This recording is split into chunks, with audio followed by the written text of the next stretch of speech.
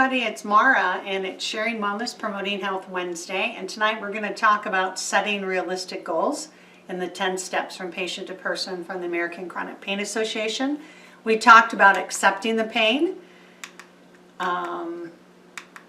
We also talked about getting involved, becoming active in your own recovery and care, and acceptance is admitting where we're at. And then learning to set priorities, identifying what's important to each of us individually, and what assets we have, what our support system looks like.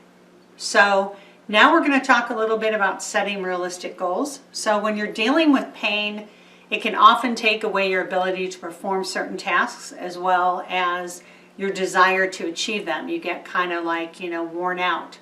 So setting personal goals should be set that they're within your power to accomplish, or larger goals that you can break down into smaller pieces so they're easier to accomplish. And a goal is just really an objective or achievement you can accomplish through planning, and when you commit to it, you make an effort. So it's just recognizing your priorities, setting a goal based on those priorities, and then planning it and making an effort to accomplish it. So there's short-term and long-term goals. So when you're setting these, one of the best things to do is review your priorities. What's important to you? What matters to you? Your relationships, objects, household things you want to get done, personal goals, things you want to learn about. Then you also want to check back from last time and what your abilities and assets are, and things that you can utilize to help you achieve these goals. And it's also good to take a moment and think about what motivates you. Let's say relatives are coming for a visit and the guest room needs to be cleaned and you've been wanting to do it for a long time. So having out-of-town guests coming in to see you may be the motivation you need to schedule daily goals or tasks to get that job done. So you can define you're cleaning the guest room, break it down. Today I'm going to vacuum, tomorrow I'm going to dust, then I'm going to change the sheets, and that's working toward the big goal of cleaning the room. So when you set realistic goals, you want to keep in mind your personal boundaries. And personal boundaries are conscious and unconscious outer limits of our action. Okay, they're what we believe ethically, things that fall within your own moral comfort zone, what you're physically able to do, what you're emotionally able to handle, and what your legal and financial barriers are. And these limits are not negative.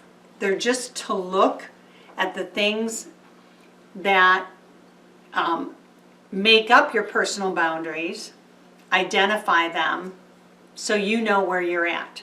So it's a great idea when setting goals to look at your priorities, look at your assets, and then look at your boundaries of your ethical beliefs, morals, physical, emotional, legal, and financial barriers. So the other thing you want to look at is you want to make your goals realistic, taking into consideration your priorities, your assets, your abilities, your personal boundaries. And when you're setting goals, I like to remember these two things. So you can't control someone else. So if you're setting a goal, try not to fully rely on someone else to achieve that goal, because that may impede you achieving the goal. And ask yourself if the goal motivates you and keeps you focused, because that's important to keep you motivated. And you also can restate your plan. So if something's turning out not how you thought, or maybe you had someone else involved and maybe you're relying on them as too much, you're always able to adapt to the goal or change the goal to what fits what you're needing. So I always like to focus on these 4 things: what's important to you, what resources you have, a realistic time frame, and what outside help is needed, if any, and if outside help is needed, how much is needed, and is the goal still going to remain in your control.